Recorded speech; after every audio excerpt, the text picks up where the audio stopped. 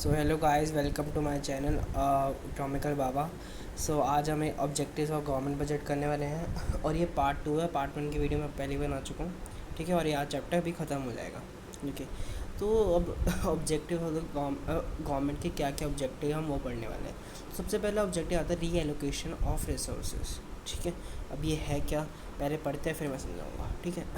अब आज पढ़ते हैं। There are many economical activities which are not undertaken by the private sector either due to the lack of profits or due to huge expenditure involved. There are many other activities like water supply, sanitation, etc., which are necessarily undertaken by the government in public interest. सबसे पहले यहाँ तक समझते हैं। फिर देखो, ऐसी बहुत सारी इकोनॉमिक एक्टिविटीज़ होती हैं, ठीक है, जो प्राइवेट सेक्टर नहीं करते। जैसे पहले ये था कि जो पहले इलेक्ट्रिसिटी थी, पहले गवर्नमेंट के पास थी, ठीक है। क्योंकि प्राइवेट के पास तब आई जब रेट्स हाई हुए। अगर रेट्स ना हाई होते तो प्राइवेट सेक्टर के पास कभी आती ही नहीं, मतलब प्राइवेट सेक्टर खुद ही ना लेते, बिकॉज उन्हें प्रॉफिट नहीं होता। प्राइवेट सेक्टर का हमेशा एक मोटिव रहता है कि प्रॉफिट कमाने का, ओके। या तो प्रॉफिट नहीं होता है या तो ह्यूज इन्वेस्टमेंट होती है कि प्राइवेट सेक्टर खर्च ही नहीं कर सकती, ठीक है। अब आ जाओ, they are many other activities like water supply sanitation which are necessary undertaken by the government in public interest. उस क्या कहते हैं, उस एक्टिविटीज़ के नेम दिए हुए हैं, जैसे वाटर सप्लाई सैनिटेशन, और प्राइवेट सेक्टर नहीं करता, वो जनरली गवर्नमेंट ही करती है, ठीक है। अब सेकेंड पैरा पे, government can start these activities on its own. In addition, government can encourage the private sector through tax concession, subsidies, etc., to undertake a certain production in public interest. By doing so, government helps in influencing allocation of resources. ठीक है। तो यही paragraph ये कह रहा है कि government को स्टार्ट करना चाहिए एक्टिविटीज़, मतलब प्राइवेट सेक्टर को देनी चाहिए। और कैसे दे सकते हैं, उसका भी रीज़न दिया हुआ। गवर्नमेंट को इंकरेज करना चाहिए प्राइवेट सेक्टर को, और प्राइवेट सेक्टर को इंकरेज कैसे कर सकते हैं, उनको टैक्स कंसेशन दे, सब्सिडीज़ दे, डिबेट्स दे, ओके। सो वो इन सब चीज़ों से इंकरेज होंगे, इन सब चीज़ों उनका क्या फ़ायदा, उन्हें प्रॉफिट होगा जब उन्हें सब्सिडीज़ मिलेगी, टैक्स कंसेशन, टैक्स नहीं देना पड़ेगा, ठीक है। उन्हें फ़ायदा होगा। तो क्या कहते हैं, ये जो उनके पास गवर्नमेंट ये कर रही है, तो इसी से ही एलोकेशन ऑफ रिसोर्सेज मतलब इन्फ्लुएंस होगा, मतलब इंक्रीज़ होगा, ओके। आई होप आप लोगों को ये समझ आ गया होगा। इंपॉर्टेंट है, प्लीज़ पढ़ लेना, और मैंने बिल्कुल सिंपल लैंग्वेज में लिखा है, ठीक है। मतलब second, reducing inequalities in income, okay. अभी क्या कहता है, मैं एक पहले पढ़ता हूँ। ये देखो गाइस, कभी भी ना लाइन को पढ़ा करो फिर समझा करो, और साथ साथ ये लर्न भी जाता है, ठीक है। वह जो government can achieve this aim by taking two financial policy steps पढ़ रहा हूँ पहले पहला स्टेप पढ़ रहा हूँ। First, government can impose higher rates of tax on the income of the rich and goods consume by rich. It will reduce disposal income of the rich. देखो यार, ये क्या कह रहा है, अब ये कह रहे हैं कि गवर्नमेंट को, मतलब यार, दो स्टेप्स हैं ताकि वो जो इनइक्वालिटीज़ है यार इंडिया में, देखो इनइक्वालिटी है इनकम की। कैसे, अमीर यहाँ पे बहुत ज़्यादा अमीर है, गरीब यहाँ पे बहुत ज़्यादा गरीब है, ठीक है। मतलब इक्वल फंडिंग नहीं है किसी के पास, ठीक है। अभी क्या कह रहा है कि अगर हमें इनइक्वालिटी को रिड्यूस करना है तो पहला स्टेप ये है कि गवर्नमेंट ना हायर टैक्सेस लगा दे, मतलब टैक्सेस ज़्यादा कर दे। जो भी रिच पीपल यूज़ करते हैं, मतलब गुड्स जो भी रिच पीपल यूज़ करते हैं उस पर टैक्सेस ज़्यादा लगा दे, ठीक है। तो इससे क्या होगा कि जो भी डिस्पोजल इनकम है रिच की वो कम हो जाएगी, ओके। तो टैक्स ज़्यादा बढ़ जाएंगे, अगर रिच पीपल ज़्यादा पैसे भरेंगे तो उनकी जो इनकम है वो कम होती रहेगी, ठीक है। मतलब इससे ज़्यादा इफेक्ट गवर्नमेंट की तरफ से आएगा, रिच की तरफ से नहीं आएगा।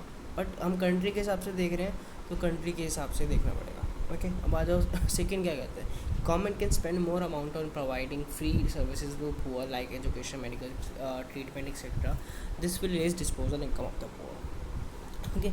पहला स्टेप ये था कि वो टैक्सेस लगा दे जो भी कंज्यूम कर रहे हैं गुड्स रिच, है ना। अब सेकंड स्टेप ये है कि गवर्नमेंट ना स्पेंड करे मनी। अब किस में स्पेंड करे, मतलब providing social services like education, medical treatment. तो इससे क्या होगा, जो पुअर की जो इनकम है वो इंक्रीज़ हो जाएगी, ठीक है। रिच की डिक्रीज़ हो जाएगी और इसकी इंक्रीज़ हो जाएगी, ठीक है। तो एक टाइम पे आके इक्वल हो जाएगी। तो मतलब इक्वल हम नहीं कह सकते होगी कि नहीं होगी, पर ये है कि इनइक्वालिटी रिड्यूस होने के चांसेस हो जाएंगे, ओके। तो आई होप आप सबको लोगों की समझ आ गया होगा। और लास्ट में ये लिखा हुआ है, in this way gap between the rich and poor can be reduce, government budget is helpful in reducing income inequalities in the country. Okay, मैंने आपको पढ़ा। ओके, मैंने अब दो आपको पढ़ा दी। पहला reallocation of resources, second reducing inequalities in income. ठीक है, बाजो थर्ड इकोनॉमिक स्टेबिलिटी।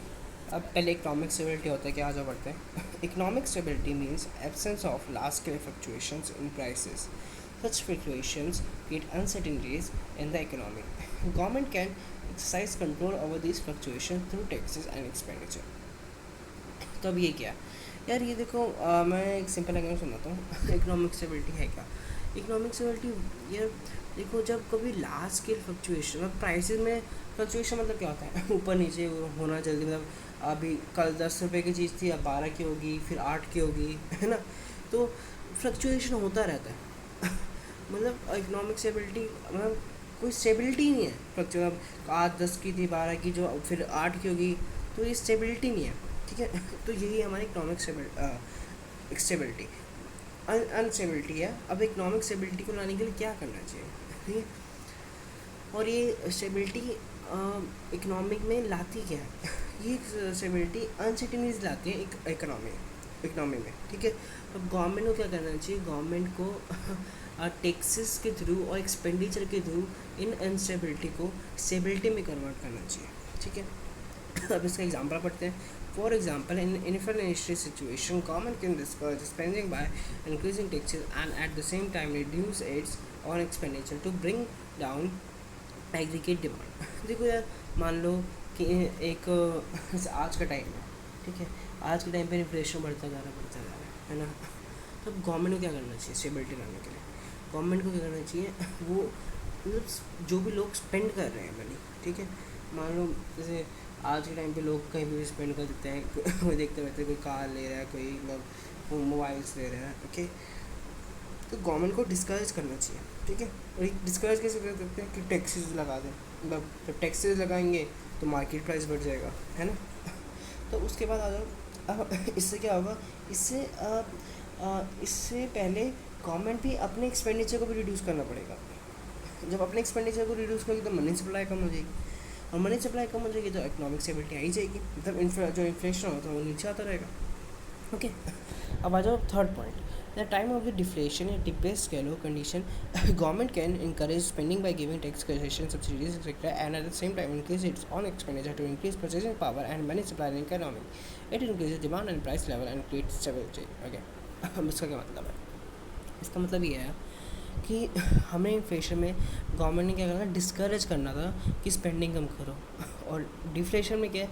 डिफ्लेशन में गवर्नमेंट इनकरेज करेगी कि भाई कि स्पेंडिंग करो, और गवर्नमेंट खुद भी स्पेंड करेगी। ठीक है, और गवर्नमेंट इनकरेज कैसे करेगी? टैक्स कंसेशन देगी और सब्सिडीज़ देगी, और उसमें क्या था, उस पर टैक्स बढ़ाएगी, इंक्रीज़ करेगी इन्फ्लेशन सिचुएशन पे। तो ये थी हमारी इकोनॉमिक स्टेबिलिटी। देखो अभी 3 हो गए। पहला reallocation of resources, second one is reducing inequalities in income, third one is economic stability. Okay, अब आ जाओ इकोनॉमिक ग्रोथ। अब इकोनॉमिक ग्रोथ क्या है पहले पढ़ते हैं। फोर्थ है हमारा point, economic growth implies an increase in real GDP of an economy, that is an increase in volume of goods and services produce in an economy. Budget can be effective tool to ensure the economic growth in a country. देखो अब ये क्या है, जो economic growth है तो हम कैसे मेजर कर सकते हैं? तो यार देखो, आप मान लो, मैं सिंपल एग्जाम्पल बताता हूँ कि जीडीपी हमारी पहले थी मान लो 4% थी, ठीक है, और अब होगी हमारी 6%। मैं सपोज करने के लिए, ठीक है, तो 6% होगी, तो इससे क्या पता चलता है कि जो हमारी कंट्री इकोनॉमिक ग्रोथ है वो इंक्रीज़ हुई है। ठीक है, और मान लो कि हमारी पहले थी जीडीपी 4% और अब होगी 2%। ठीक है, तो इससे क्या पता चलता है, जो भी हमारी इकोनॉमिक ग्रोथ थी कंट्री की वो डिक्रीज़ हो गई। ओके, आई होप आप लोगों को समझ आया होगा।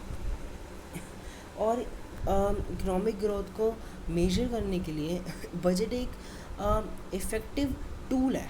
ठीक है, इकोनॉमिक ग्रोथ को मेजर करने के लिए। अब सेकेंड पॉइंट पे आते हैं।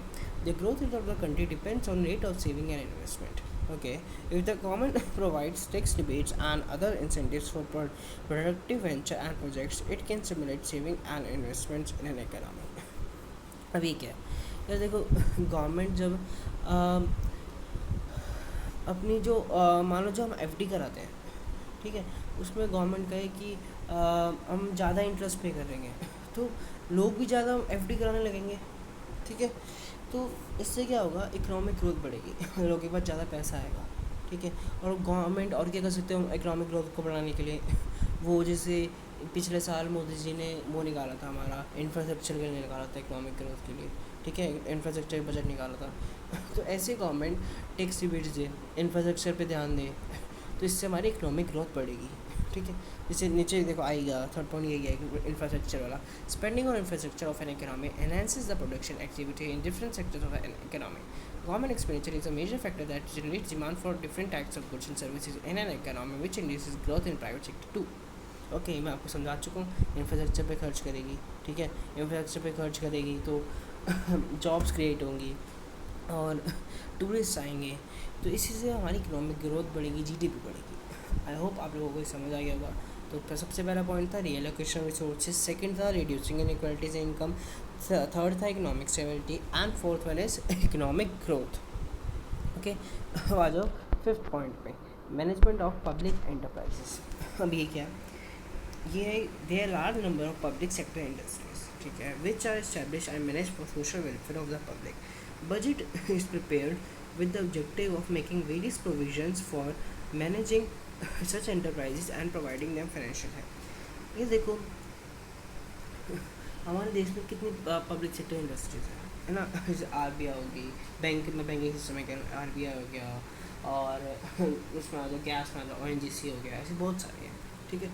तो गवर्नमेंट क्या करती है उसके लिए एक अलग बजट निकालती है।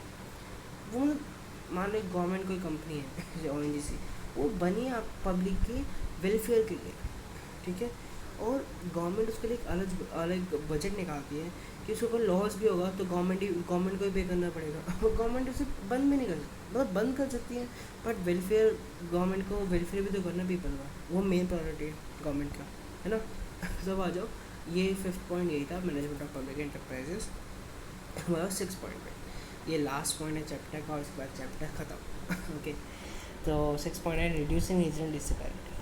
अब ये क्या, the government budget aims to reduce regional disparities through its taxation and expenditure policy for encouraging setting up production units in economical backward regions. अब ये क्या है, बहुत ईजी सा यार। देखो मान लो जैसे बिहार झारखंड में बहुत सारे बैकवर्ड एरियाज़ हैं, ठीक है, गवर्नमेंट वहाँ पे फैक्ट्रीज लगाए, ठीक है, फैक्ट्रीज लगाएगी तो एम्प्लॉयमेंट जनरेट होगी, ठीक है। बैकवर्ड एरियाज़ में वहाँ की इकोनॉमिकल कंडीशन अच्छी होगी, ओके। और गवर्नमेंट टैक्सेशन, मतलब जो प्राइवेट सेक्टर इंडस्ट्रीज़ हैं उन्हें कहा वहाँ पे टैक्स नहीं ले रहे, ठीक है, तो वहाँ पे प्राइवेट सेक्टर इंडस्ट्रीज भी लगाएंगी, ओके। तो यही थे 6 पॉइंट कि हमें बैकवर्ड रीजन्स के लिए भी सोचना चाहिए, ओके। अभी हो गया चैप्टर ख़त्म। ओके, आई होप आप लोगों को सब कुछ समझ आ गया होगा, ओके। सो यह देखो मैं PDF मैं यूट्यूब पे शेयर कर दूँगा, और मतलब डिस्क्रिप्शन बॉक्स पे शेयर कर दूँगा। और मैंने और आप लोगों को यार एक बात बतानी थी कि मैंने एक अपनी ऑर्गेनाइजेशन स्टार्ट करी है, सोशो फॉर यू, ओके। और हमारा जो ये चैनल है यार, ये सब्सक्राइब और लाइक्स के लिए नहीं बना, ठीक है। हमारा सिर्फ एक ही मकसद है, सोशल वर्क करना, ठीक है। और आप हमारे चैनल को कह रहा हूँ मैं, हमारी ऑर्गेनाइजेशन को आप इंस्टाग्राम पे फॉलो कर सकते हो, सोशल फॉर यू। और आपको इस चैप्टर के रिलेटेड कोई भी डाउट आता है, ठीक है, कोई भी न्यूमेरिकल का डाउट आता है जो मैंने आपको पहले न्यूमेरिकल्स के बारे में बताया था और फिजिकल डेफिशिट के बारे में, आप मेरे से वहाँ DM करके पूछ सकते हो, ठीक है। और मैंने कल ये भी बताया था इससे पिछली वाली वीडियो में, अगर कोई भी बच्चा हमारी ऑर्गेनाइजेशन जुड़ना चाहता है, सोशल वर्क करना चाहता है, तो मेरे को वो भी DM कर सकते हैं, ठीक है। मैंने अपनी प्रोफाइल भी मैं का लिंक डाल दूँगा, और मैं अपनी ऑर्गेनाइजेशन का प्रोफाइल का भी लिंक डाल दूँगा, ठीक है। तो आज की वीडियो बस यहीं ख़त्म करते हैं। Thank you so much guys, bye.